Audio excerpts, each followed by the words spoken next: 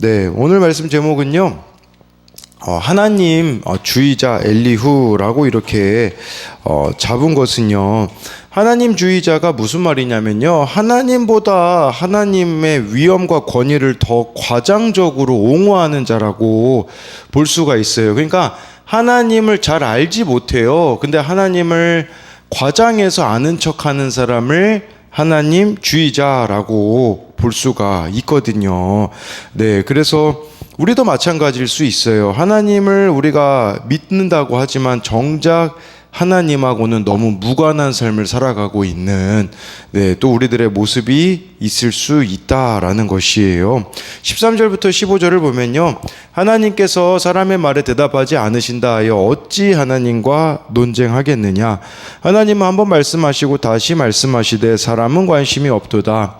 사람이 침상에서 졸며 깊이 잠들 때에나 꿈에나 밤에 환상을 볼 때에 라고 해서요. 13절에요. 엘리후는요, 하나님이 대답하지 않으신다고 어떻게 욥 하나님하고 피조물인 네가 이렇게 논쟁하려고 하냐. 엘리후 생각에는 이 욥이 교만한 자로 보였던 거예요. 근데 사실 욥의 입장에서는요, 살려고 몸부림치는 거였거든요. 사실 하나님을 떠나면 그 전에 이미 떠났겠죠. 떠날 마음이 있었다면. 끊임없이 하나님과 이렇게 욥이 논쟁하는 것은 살고 싶어서거든요. 그런데 이 엘리후가 보기에는 아니 어떻게 피조물 주제에 하나님하고 논쟁하냐 이렇게 교만하다라고 엘리후는 보았다라는 것이죠. 그러면서요 14절 15절에 보니까 하나님은 계속 말씀하시는데 욥 네가 못 듣고 있는 거다. 그러면서 15절에 하나님은 계속 말씀하셔서 침상에서 졸며 깊이 잠들 때 꿈이나 환상으로도 계속해서 말씀하시는 분이다. 그런데 욥 네가 듣지 않으려는데 문제가 있다라고 말했다라는 것이죠. 그런데요 욥이요 한 말들을 보잖아요. 그냥 이런 내용이 나와 있어요. 하나님이 꿈이라도 환상이라도 말씀해 주셨으면 좋겠다. 그렇게 욥이 말한 적이 있거든요. 그러니까 지금은 이게 욥의 문제는 아니라는 것을 볼 수가 있는 것이에요. 그런데 이 관점이 엘리후의 말 자체는 또 맞을 수는 있어요. 욥에게는 해당되진 않지만 우리들에게도요 계속해서 하나님이 말씀해 주시는 것이 있을 수 있거든요. 근데 내가 귀를 막고 있기 때문에 하나님이 말씀하시는 것을 듣지 못한다라는 것이겠죠. 지금은 꿈이나 환상을 통해 말씀하시지, 물론 그렇게도 말씀하실 수 있겠지만 가장 확실한 말씀은 특별 계신 말씀이 있습니다. 하나님이 주신 말씀을 읽지 않으면서 이렇게 하나님을 믿는다라고 하는 사람들이 얼마나 많은지 모릅니다. 저와 여러분들이 그날 주시는 그 말씀, 그게 바로 우리들에게 주시는 말씀일 수 있는데, 근데 내가 얼마나 하나님 앞에 깊이 나아가느냐에 따라서 들리기도 하고 듣지 않으려고도 한다라는 것을 또 볼 수가 있습니다. 그래서 이것에 대한 적용 질문은요, 하나님이 요즘 이런저런 방법으로 나에게 해주시는 말씀은 무엇입니까? 내가 관심이 없어서 그 말씀을 듣지 못하고 깨닫지 못하는 것은 아닙니까? 내 생각이 옳다며 귀를 막고 있는 원망이나 논쟁거리는 무엇입니까?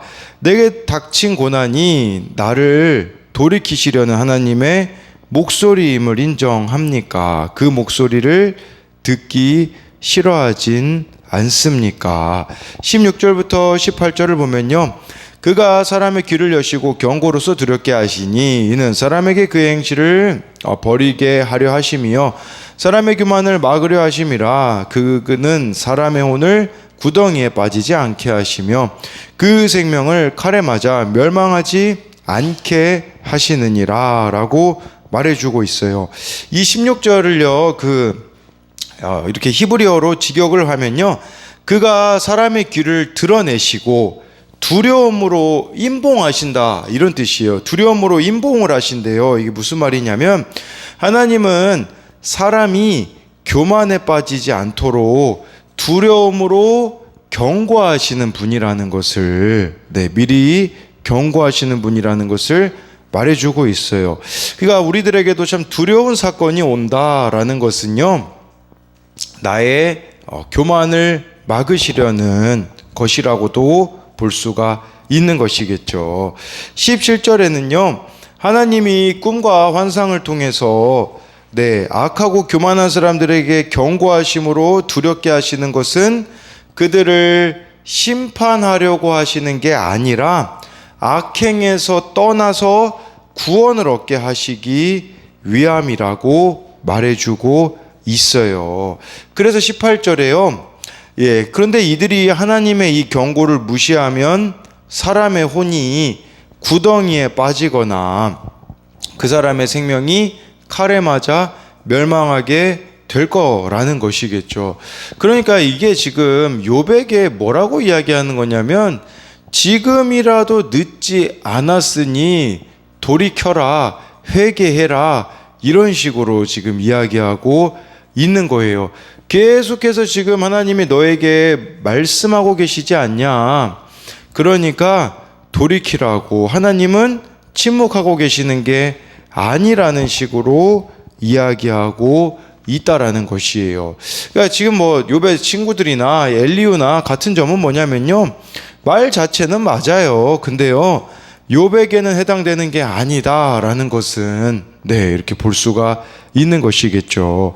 그래서 이것에 대한 적용은요, 나에게 찾아온 사건을 통해 내가 버려야 할 죄악된 행실과 교만함은 무엇입니까? 우리에게 찾아온 그 두려운 사건을 통해서 내가 또 버려야 되는 죄악된 행실, 교만함이 무엇인지 생각해 보자라는 것이에요. 19절부터 22절을 보면요, 혹은 사람이 병상의 고통과 뼈가 늘 수심의 징계를 받나니 그의 생명은 음식을 싫어하고 그의 마음은 별미를 싫어하며 그의 살은 파리하여 보이지 아니하고 보이지 않던 뼈가 드러나서 그의 마음은 구덩이에 그의 생명은 멸하는 자에게 가까워지느니라. 사실 욥의 친구들이나 이 지금 엘리후나 다른 점은 없어요. 인과응보라는 이 관점에서 그냥 욥의 세 친구들은 죄 때문이다. 그냥 이 엘리후 같은 경우는 교훈을 주기 위함이다. 인과응보라는 그 관점은 바뀌진 않아요. 그러면서 지금 이 19절부터 22절도 사실은 욥이 병을 앓고 있잖아요. 육체의 그 병을, 피부병이 있잖아요. 그걸 가지고 지금 또 이야기하고 있는 거예요. 그러니까 사람이 이렇게 그 병 걸린 거, 그것도 하나님의 징계 가운데 하나라고 말해주고 있어요. 그러면서 욥이 지금 병에 걸렸기 때문에 20절에 음식을 싫어하고, 그러니까 우리가 아프면 그렇잖아요. 이제 별미도 싫어하게 되어지고, 그리고 지금 욥이 21절에 보면요, 이제 살이 빠져가지고 뼈가 드러나고 있는 그 상태를 가지고서는 지금 욥에게 문제가 있다라는 것을 이런 식으로 지금 이야기하고 있는 거죠. 그렇게 되어지면 22절에 이러한 상황이 지속되면 그 사람은 마음이 구덩이에 죽음을 생각하게 되고 죽음을 향해 가게 되어 진다라는 거예요. 이건 역시 악인을 죄악에서 돌이키게 하시려는 하나님의 방법이라는 것을 말해주고 있어요. 이 지점에서 욥의 다른 세 친구와 엘리후의 차이가 드러나는데요. 세 친구는 고통의 원인에 집중한다면, 고통의 원인은 욥이 죄를 지었기 때문이라고 세 친구는 이야기했잖아요. 근데 엘리후는요, 고난의 목적에 관심을 기울여요. 그래서 하나님이 꿈, 환상, 고통을 주시는 목적이 파괴와 멸망에 있는 게 아니라 죄인의 돌이킴과 회복에 있다라는 것을 말해주는 거예요. 그러면서 지금 욥이 병 걸린 거는요, 더 큰 징계를 막을 수 있는 기회라는 식으로 이렇게 이야기하는 거죠. 즉 욥의 고난의 원인을 죄에서 찾으려고 하는 친구들과 비교하자면 엘리후는 출구 전략을 구사하는 셈이에요. 회개하라 라는 그런 이야기를 하고 있는 것이겠죠. 근데 욥이 무슨 죄를 지었는지를 알아야 회개하잖아요. 지금 욥이 답답해하는 게 그거거든요. 근데 그런 관점으로 보자면 사실 뭐 새 친구들이나 엘리후나 다를 바는 없다라는 것을 볼 수가 있습니다. 23, 24절을 보면요, 만일 일천 천사 가운데 하나가 그 사람의 중보자로 함께 있어서 그의 정당함을 보일진데 하나님이 그 사람을 불쌍히 여기사 그를 건져서 구덩이에 내려가지 않게 하라. 내가 대속물을 얻었다 하시리라 라고 이렇게 엘리후가 이야기를 해요. 이 질병에서, 하나님이 경고로 주신 질병에서 회복할 수 있는 방법을 엘리후가 설명을 해요. 죽음을 앞둔 이런 병자에게는요, 중보자가 필요하대요. 그런데 그 당시에는 개념이 없었기 때문에 천사 중에 하나가 중보자가 될 수 있다라는 생각을 했던 것 같아요. 근데 문제는 뭐냐면요, 중보자가 있으면 그의 정당함을 보일진데, 그 사람의 중보자로 함께 있어서 정당함을 보이라는 것은 무슨 말이냐면요, 이 중보자라는 것은 대속자라는 의미거든요. 우리가 생각하는 대속자는 예수님이잖아요. 예수님은 어떻게 하셨습니까? 본인이 십자가에서 죽으심으로 죄를 덮어버리셨잖아요. 근데 지금 엘리후의 생각은 뭐냐면, 정당함을 보여야 대속자가 죄를 덮는다라는 식의 논리예요. 그러니까 이것은요, 철저하게 욥의 행위를 감시한 천사가 인정할 정도로 순전한 삶을 살아내야 대속자가 일한다, 이런 방식인 거죠. 그러니까 나의 행위가 있어야 된다, 나의 그 순전한 삶이 있어야지만 대속자가, 이 중보자가 이렇게 덮을 수가 있다라는 식의 생각을 하고 있는 것이겠죠. 그래서 이 대속자에 대한 개념도 이렇게 잘못된 것을 또 보여주고 있어요. 그러니까 즉 쉽게 말하자면요, 엘리후는요, 하나님주의자예요. 하나님주의자라는 것은 하나님보다 하나님의 위엄과 권위를 과장적으로 홍보하는 거예요. 하나님주의자라고 제가 말씀드리는 것은요, 엘리후는 하나님을 모릅니다. 그가 아는 하나님은요, 절대자일 뿐이에요. 이 하나님에 대해서 바르게 안다면 아벨의 가인에게 희생당한 아벨의 핏소리에 응답하시는 하나님, 히브리 노예들의 부르짖음을 이스라엘 백성들이 애굽에서 종살이했잖아요. 그 부르짖음을 응답하시는 하나님, 예레미야에게 자신에게 부르짖으라고 격려하신 하나님을 엘리후는 모른다라는 것을 말해주고 있는 것이에요. 그래서 이것에 대한 적용 질문으로는요, 지금 나에게 찾아온 고난이 나를 구원하시려는 하나님의 사랑이라고 인정됩니까? 내가 영혼 구원을 위해 기꺼이 대속물로서 역할을 감당해야 할 사람은 누구입니까? 이 대속자, 그 중보자라는 게 대속자라는 뜻이라고 말씀드렸잖아요. 근데 우리도 좀 그런 태도를 취할 수 있어요. 뭐냐면 지금 엘리후가 말하는 대속자의 개념은요, 충분히 삶으로 뭔가 있어야 대속이 이루어져, 이런 식으로 우리도 저 사람이 뭔가 변화되는 모습이 있어야 내가 도와줄 거야, 이런 식의 태도를 취하고 있는지, 아니면 예수님이 대속물 되신 것처럼 상대는 변하지 않는 것 같아 보인다고 할지라도 끝까지 나를 내어주는 그런 모습이 우리들에게 있는가? 손익을 따지지 않는 거라고 볼 수 있겠죠, 예수님의 대속 방식은요. 근데 우리는 손익을 다 따지고 있지 않느냐라는 걸 묻고 있는 것이에요. 25, 26절을 보면요, 그런즉 그의 살이 청년보다 부드러워지며 젊음을 회복하리라. 그는 하나님께 기도함으로 하나님이 은혜를 베푸사 그로 말미암아 기뻐 외치며 하나님의 얼굴을 보게 하시고 사람에게 그의 공의를 회복시키시느니라 라고 말해주고 있어요. 그러니까 지금 욥 보고 지금 병든 거 그거 하나님의 징계다, 그런데 회개하면 이전의 삶으로 회복할 거다라고 말해주고 있어요. 그러면서 25절에 앙상한 몰골에서 어린아이 같이 부드러운 피부로 돌아와서 젊음을 소유하게 될 거라는 것이에요. 그러니까 욥 보고도 지금 뭐 계속해서 회개하라는 말이겠죠. 근데 욥이 회개를 뭘 회개해야 되는지를 좀 가르쳐 주세요. 그렇게 울부짖었던 게 아닙니까? 그래서 이렇게 회개하면요, 이 엘리후는 뭐라고 이야기하냐? 하나님이 이제 하나님 앞에 기도하게 되어지고 하나님이 은혜를 베풀어 주실 것이고 기도를 들어주실 것이기 때문에 기뻐 소리를 지를 거라고 이야기를 해요. 하나님의 얼굴을 보게 하시고, 이전에는 하나님께 고개를 들 수 없었지만 이젠 하나님의 얼굴을 볼 수 있을 정도로 하나님과 관계 회복이 이루어질 거라는 거죠. 사람에게 그의 공의를 회복시키시느니라. 지금 사람들이 다 욥을 외면했잖아요. 그래서 우리가 욥기를 좀 봐오면서 막 불량배들도 욥을 막 함부로 대했다라는 것을 욥이 이야기했잖아요. 그 독백 속에서.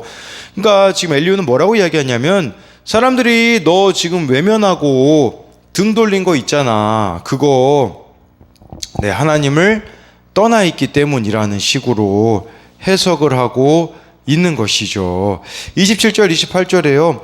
그가 사람 앞에서 노래하여 이르기를 내가 범죄하여 옳은 것을 그르쳤으나 내게 무익하였구나.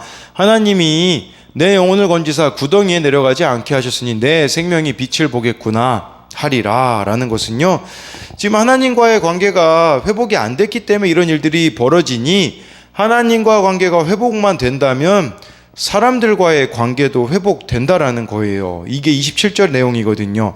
더 이상 공동체 사람들에게 손가락질 받지 않는다라는 거죠. 사람들 앞에서요, 지금 욥에게 자신의 어리석음을 고백하고 자신의 죄를 인정하면 사람들도 그를, 이 욥을 받아들일 거라는 식으로 이야기하고 있어요. 그러면서 28절에 하나님의 경고와 징계는 악인을 멸망시키고 생명을 가져가시려는 게 아니라 새로운 기회를 주시고 구원하시고자 함이라는 식으로 엘리후는 이야기하고 있어요.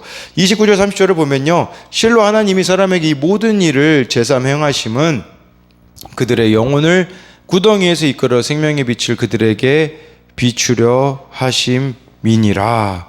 그러니까 하나님은 놀라운 일을 지금 욥에게 계속해서 하고 있는데 왜 하나님이 침묵한다고 말하느냐라는 식으로 말하고 있어요. 하나님이 지금 계속 말씀하시기 때문에 응답을 제대로 하면 이제는 이 캄캄한 죽음의 구덩이에서 건져서 생명의 빛을 보게 될 거라는 거죠. 그렇게 욥도 이제 그만 자기 의를 주장하고 자기 잘못을 인정하고 하나님께 용서받고 새롭게 회복되라는 식으로 엘리후는 이야기하고 있어요. 그러니까 계속해서 하나님이 말씀하고 계시다라는 거겠죠. 근데 욥은 하나님이 자기에게 말씀하시는 거였다면 자기는 알아들었을 거라는 거죠. 무엇이 잘못된 것인지 말씀해 주셨다면 회개했을 거라는 것인데, 근데 엘리후는 욥이 못 알아듣고 있기 때문에 질병의 고통도 있죠. 사람들이 등 돌린 것도 지금 네가 못 알아듣고 있기 때문에 사람들이 다 등 돌린 거다. 이런 식으로 엘리후는 해석을 하고 있어요. 그런데 29절 30절 이 말 자체를 우리들에게 좀 가져오면요, 매일 주시는 말씀의 빛이요 나에게 비춰지지 않잖아요. 그러면 우리는 구덩이에 빠져 있는지도 모른 채 내 생각에 옳은 대로 죄를 짓게 됩니다. 그래서 이 죽음의 구덩이에서 빠져나오려면 나의 모든 생각과 말을 멈추고 내 삶의 생명의 빛을 비추는 말씀으로 인생을 해석해야 합니다. 그래서 이것에 대한 적용은 죽음의 구덩이와 같이 내가 빠져 있는 죄와 중독은 무엇입니까? 나는 말씀 묵상으로 내 마음의 생명의 빛을 비추고 있습니까? 31절부터 33절을 마지막으로 보면요, 욥이여 내 말을 귀담아 들으라. 잠잠하라. 내가 말하리라. 만일 할 말이 있거든 대답하라. 내가 기쁜 마음으로 그대를 의롭다 하리니 그대는 말하라. 만일 없으면 내 말을 들으라. 잠잠하라. 내가 지혜로 그대를 가르치리라.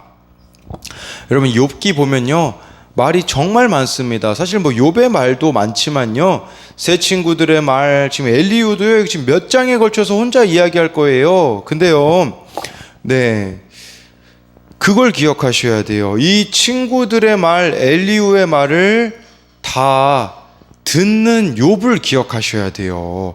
여러분 우리도요 구원을 위해서요 살아가다 보면요 이 말도 듣고 저 말도 들을 거예요. 근데 그 말들을 들으면서요 상처받았다고 하나님을 떠나는 사람들이 있거든요. 근데 욥이요 다 드러내잖아요 친구들의 말을요. 우리도요 신앙생활 하다 보면 사실 뭐 하나님에 대한 부분에 있어서 문제가 생기기보다는 사람들에 대한 부분에 있어서 문제가 생길 때가 많이 있거든요. 그래서 이런 말들을 우리가 구원을 위해서 들어가야 하는 말들이 있다라는 것을 보셔야 되고요. 또 한 가지 측면은 뭐냐면요 엘리후가요 마지막에 뭐라고 이야기합니까? 31절에 내가 말하리라, 33절에 내가 지혜로 그대를 가르치리라. 엘리후 같은 사람들이 너무 많아요 교회 가운데. 어떤 사람이냐? 가르치려고만 하는 사람이에요. 정말 그 사람의 삶의 자리로 내려가서 함께 울며 손잡아주는 사람이 많다기보다는요 가르치려는 사람들이 너무나 많다라는 거죠. 근데 저와 여러분들이 기억하셔야 되는 것은요 제자라는 단어는요 마데테스라는 헬라어로요 무슨 뜻이냐? 배우는 자라는 의미를 가지고 있어요. 저는 좀 그런 의미로도 볼 수 있지 않을까요? 듣는 자가 아닐까요? 정말 저와 여러분들이 예수님의 제자로 살아간다면 하나님의 말씀을 들을 수밖에 없고 이웃의 소리를 들을 수밖에 없는, 내가 다 아는 척하는 이 엘리후와 욥의 세 친구와 같은 태도가 아니라 배워가는 자가 되셨으면 좋겠어요. 그래서 이것에 대한 적용은요, 구원을 위해서 내가 들어야 할 말은 무엇입니까? 항상 누군가를 가르치려고만 하지는 않습니까? 그래서 저와 여러분들이요, 평생 하나님을 우리는 배워가야 됩니다. 그런데 하나님을 다 아는 척하는 하나님주의자가 되지 마시고, 오늘도 말씀을 통해서 하나님에 대하여서, 사람들에 대하여서 배워가는 저와 여러분들이 되기를 소망합니다. 내 묵상간증 내 교만을 막으신 하나님입니다. 빈농의 아들로 태어난 저는 물질을 우상 삼아 밤낮 없이 일만 하며 살았습니다. 그러다 집도 장만하고 사업장도 생기니 자조성가했다는 교만으로 떵떵거리며 세상 문화에 빠져 지냈습니다. 그러던 중 저는 딸이 이단에 빠진 사실을 알게 되어 그곳을 빠져나오게 설득했습니다. 하지만 딸은 오히려 가출했고 저는 딸을 구하고자 이단 상담교회를 찾아갔습니다. 그리고 교회가 알려준 대로 1인 시위를 하니 딸이 돌아왔습니다. 그렇게 모든 일이 끝난 줄 안 저는 마음을 놓고 교회의 발길을 끊었습니다. 그러나 딸은 여전히 이단에 심취해서 그곳 사람들과 연락을 하고 있었습니다. 제가 다시 설득했지만 딸은 또다시 집을 나갔습니다. 점점 심각성을 느끼게 된 저는 처음엔 딸을 구하려는 목적으로 교회를 다시 찾았습니다. 하지만 교회를 찾는 횟수가 늘고 하나님을 조금씩 알아가면서 이것은 만세 전부터 나를 향한 하나님의 구원 계획임을 깨닫게 되었습니다. 그러나 딸은 또다시 가출하여 순교하겠다는 유서까지 보내왔습니다. 그제야 저는 딸이 초등학생 때 아빠 같이 교회 가요 라고 하는 말을 무심히 흘려 들은 일이 떠올랐습니다. 하나님은 오랜 시간 딸을 통해 계속해서 구원받으라고 말씀하셨는데 저는 관심조차 없었던 것입니다. 이를 계기로 그동안 제가 얼마나 유교적인 가치관으로 아내와 자녀들을 대해왔는지 돌아볼 수 있었습니다. 또한 체면 때문에 사람들의 눈을 의식하며 가족을 꾸짖기만 한 제가 가족에게 큰 상처를 주었다는 것도 알게 되었습니다. 이렇게 내 죄를 보고 회개하니 하나님의 은혜와 도우심으로 딸은 이단을 빠져나왔습니다. 그리고 딸의 권유로 저도 큐티하는 공동체에 속해 말씀으로 양육을 받았습니다. 그럼에도 여전히 세상 가치관과 교만이 제 몸속에 깊이 배어 있어 또다시 죄에 걸려 넘어질 때도 있지만 100% 오롯인 하나님을 의지할 수 있어서 감사합니다. 적용하기입니다. 교만이 올라올 때면 딸의 수고로 얻은 값진 구원과 함께 오늘 17절 말씀을 기억하겠습니다. 체면 때문에 남의 눈을 의식하지 않고 내 잘못을 먼저 보고 미안함을 표현하겠습니다. 네, 여기 딸이 초등학생 때 아빠 같이 교회 가요 이 무심히 흘려들은 일이 떠올랐다고 하잖아요. 오랜 시간 딸을 통해서 구원받으라고 계속 말씀하셨는데 관심이 없었다라고 이렇게 말해주고 있습니다. 하나님이 계속 말씀하시는 게 있거든요. 근데 내가 귀를 막고 있기 때문에 듣지 못하는 것이 있다라는 것을 알아야 한다라는 것입니다.